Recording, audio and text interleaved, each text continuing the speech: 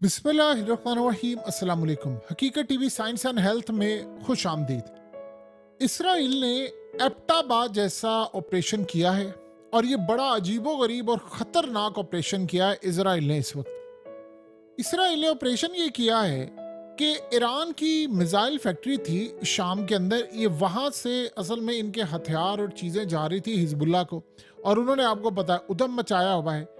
Israel के तैयारे वहाँ पर गए, जेट्स गए, और इन्होंने वो काम कर दिया जो रूस ने इनको मना किया था तुमने नहीं किया। उन्होंने इनको कहा था कि आप ये काम ना करें, एग्रेशन बर्दाश्त नहीं किया जाएगा।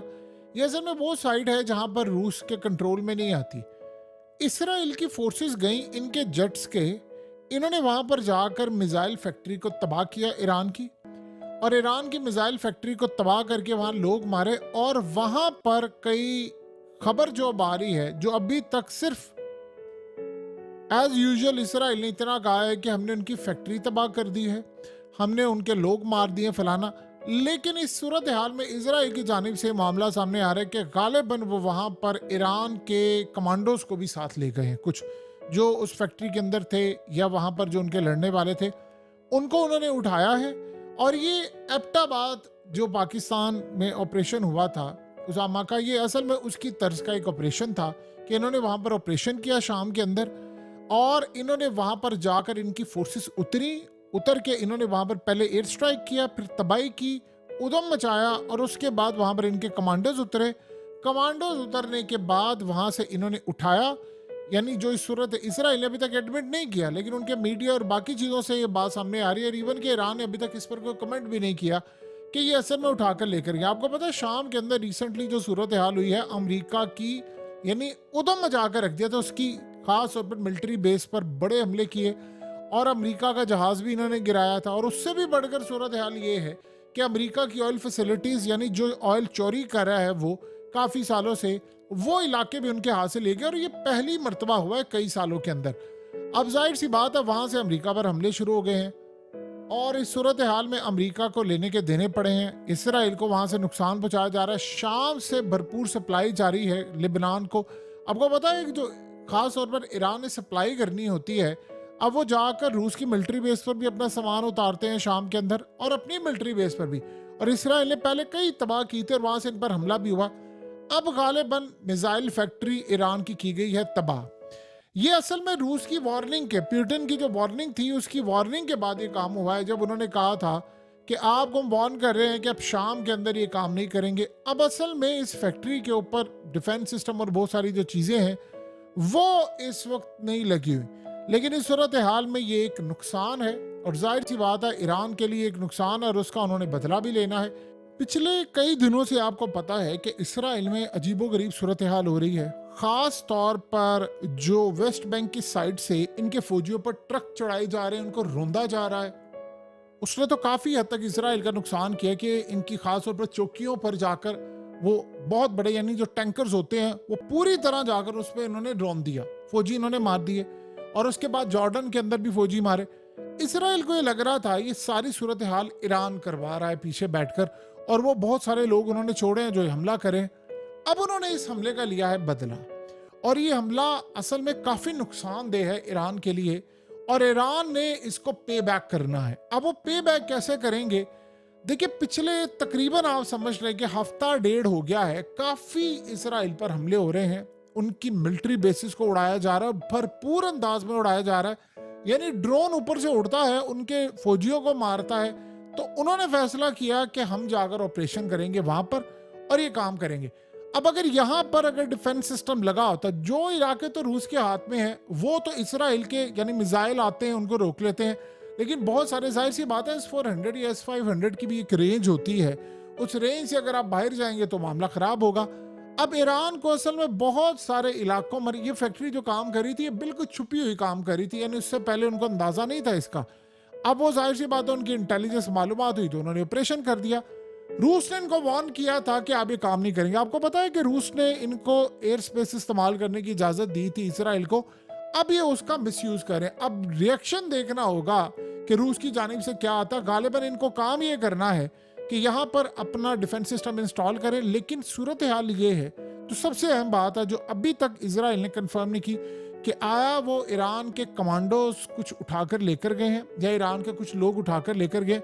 देखिए मारे तो उन्होंने हैं इस ऑपरेशन के अंदर, जैसे उन्होंने रिसेंटली मारे हैं। इनका जो कर्नल मार दिया है हमास ने, वो तो इतना खतरनाक था। यानी इस सूरत हाल में आप ये सोचे हैं कि उसने और उसकी टीम ने जो काम सर अंजाम दिया और सारा कुछ किया, ये उन्होंने उनको मारा। अब लेकिन जो मामला सामने आ रहा है वो काफी हद तक इसराइल के लिए यानी दर्द सर बना था। उन्होंने ईरान से लिया बदला। चाइना ने असल में बयान दिया है कि किसी सूरत ईरान के मामलात कंप्रोमाइज नहीं होंगे और किसी सूरत किसी मुल्क को ईरान को नुकसान पहुंचाने नहीं देंगे। अब आप ये सोचे, जब ये हमला हुआ है तो ईरान का ये बयान आया और ये बयान काफी सख्त था। जाहिर सी बात है इजराइल को पैगाम है। देखिए अभी तक तो ईरान ने अपने आप को सिक्योर किया है। अब गालिबन अगर उनको शाम और इस जगह से हमला करना है, अब देखिए वो किस तरह जवाब देते हैं। अभी तो उन्होंने काफी हद तक लिबनान और हिजबुल्लाह से उन्होंने काफी हद तक जवाब दिया था और वो दे रहे थे। ये हमला काफी हद तक खतरनाक है। जैसे आपको पता उन्होंने इनकी एम्बेसी उड़ाई थी और एम्बेसी उड़ाने के बाद अब शाम के अंदर अगर रूस और इन्होंने मिलकर कोई प्लान करना है तो ऐसा लग रहा है कि रूस की वार्निंग को इग्नोर किया है इसराइल ने, और इसराइल ये चाह रहा है कि हमने हमला किया है तो तुम में हिम्मत है तो आओ हमें जवाब दो। क्योंकि आपको पता है कि आज अमेरिका ने काम ये किया कि उनका एयरक्राफ्ट कैरियर वो लेकर वापस चले गए हैं और उन्होंने बहुत क्लियर पैगाम दिया इसराइल को कि भाई हम ज्यादा देर तक फॉरएवर आपकी मदद नहीं कर सकते, ये आपको काम खुद करना पड़ेगा। अब ये बात उनको खटक रही है, तकलीफ दे है उनके लिए कि ये मामला क्या है। सो इस सूरत हाल में ईरान को काफी हद तक अब रूस के साथ मिलकर इसराइल पर स्ट्राइक करना होगा, वो भी शाम से। क्योंकि यहां पर अगर उन्होंने तबाह किया है तो क्योंकि बशारुल असद की तो गवर्नमेंट है तो उनके साथ उनका मुआहदा है, लेकिन इनका मुआहदा कहां पर है। तो इस सूरत हाल में अगर एयर डिफेंस सिस्टम यहाँ पर लेट से इसी साइड के ऊपर ईरान का या किसी और का लगा होता तो ये उनको जवाब देते। अब गालिबन लड़ाई आ गई है रूस के कोर्ट के अंदर भी। इसराइल एग्रेशन दिखा रहा है, उनको पता अमेरिका चला गया है और अमेरिका अपना सिर्फ एक एयरक्राफ्ट कैरियर यहाँ पर उसने रखा हुआ है। देखिए एक एयरक्राफ्ट कैरियर वो भी कभी ना कभी चला जाएगा। तो इन्होंने प्लान ये किया है कि हम मजीद एग्रेशन करें, हम वहां पर एग्रेशन करें जहां पर रूस को भी नुकसान हो और ये हमारे साथ लड़ाई करे। किसी ना किसी तरह वो लड़ाई करना चाह रहे हैं। अगर इस सारी सूरत हाल में ईरान का कोई भी फौजी या ईरान के वहां पर जो लोग हैं वो इसराइल के कमांडोज उठाकर ले गए हैं तो ये बहुत बड़ा भयानक इकदाम है। ईरान ने अभी तक इस बात को तस्लीम नहीं किया और ऑफिशियली इसराइल की गवर्नमेंट ने भी नहीं कहा। उनकी फोर्सेस ने जरूर कहा है कि हमने ये ऑपरेशन किया है, हमने फलाना किया है, और अमेरिका से बकायदा उन्होंने इजाजत कोई तलब नहीं ली। अमेरिका को सिर्फ उन्होंने बताया कि हम ये ऑपरेशन करने के लिए जा रहे हैं, फिर इन्फ्लो जो भी होगा उसके बाद देखा जाएगा, और अमेरिका ने उनको ग्रीन सिग्नल दिया है। ये अब तक इसराइल के लिए काफी बड़ा यानी एक रिलीफ आप समझ ले था। लेकिन मसला ये है कि इससे इसराइल पर हमले रुकने नहीं वाले। लेबनान के पास बड़ी तादाद के अंदर मिसाइल हैं, रॉकेट्स हैं, उनके पास बड़ी तादाद के अंदर ड्रोन्स हैं जो ऑलरेडी सप्लाई किए जा चुके हैं। वो हमला तो होगा। आज लेबनान ने जो स्ट्राइक किए हैं वो इतना ज्यादा स्ट्राइक किया है कि नॉर्थ की साइड से उन्होंने कहा है कि लाखों के हिसाब से हमें लोगों को निकालना पड़ा है वहां से, यानी पूरी तरह वो जो तादाद है वो लाखों में पहुंच चुकी है। और आप अंदाजा कर सकते हैं इस तस्वीर से भी, जिसमें आप देख सकते हैं कि बच्चे स्कूल गए हैं, ऊपर से ड्रोन्स आ रहे हैं, ऊपर से रॉकेट्स आ रहे हैं और वो बचाने में नाकाम रहे हैं। सो काफी हद तक ये मामला भी इस वक्त इसराइल के लिए बड़ा गुस्से का बाइस बना है कि जब हम ये काम कर रहे हैं कि अब हमारे स्कूल से लेकर देखिए पेरेंट्स जो हैं और टीचर्स जो हैं, अगर आप इस सारी सूरत हाल का अंदाजा लगाएं तो शेल्टर्स के नीचे आ रहे हैं, तो वो पढ़ाई करें या कोई और मामला करें, इसीलिए वो दबाव डाल रहे हैं इन पर, इसीलिए वो जोर डाल रहे हैं कि आप इस हमले को रोकें और इस लड़ाई को खत्म करें। तो उन्होंने प्लान अब ये कि असल में ये कर क्या रहे हैं, इन्होंने कर रहा है ऑपरेशन हिजबुल्लाह के खिलाफ, और गालिबन ये फौजों को ट्रेन भी कर रहे हैं। काफी हद तक इन्होंने फौज भी लेकर आए हैं। इन्होंने प्लान ये किया है कि हम लिबनान की फैक्ट्रीज को तबाह करें। यही उन्होंने प्लान किया था कि हम लिबनान में भी तबाह करेंगे ताकि ये मिसाइल रॉकेट्स ये असल में इनके पास जो पहुंचा हुआ है वो ना हो। अब इस सूरत हाल में वो चुन चुन कर शाम के अंदर से भी सप्लाई को काटने वाले हैं। ये उन्होंने जो हमला किया है, अब ये लिबनान में भी स्ट्राइक करने के लिए जा रहे हैं क्योंकि इन पर बहुत ज्यादा स्ट्राइक हो चुका है।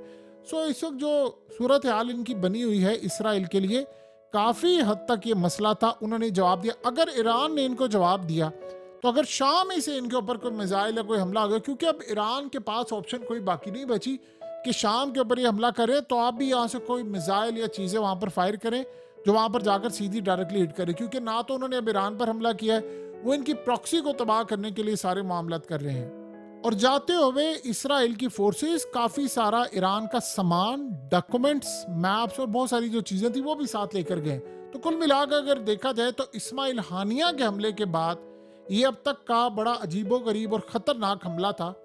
और इस हमले के नतीजे में हो सकता है कि ईरान इनको एक भरपूर जवाब दे, लेकिन इसका अब सबको इंतज़ार है कि वो किस तरह देगा और क्या सूरत हाल होगी। क्या रूस के साथ मिलकर देगा, क्योंकि अब रूस का भी काम ये बन गया है कि इन सबको जवाब दे।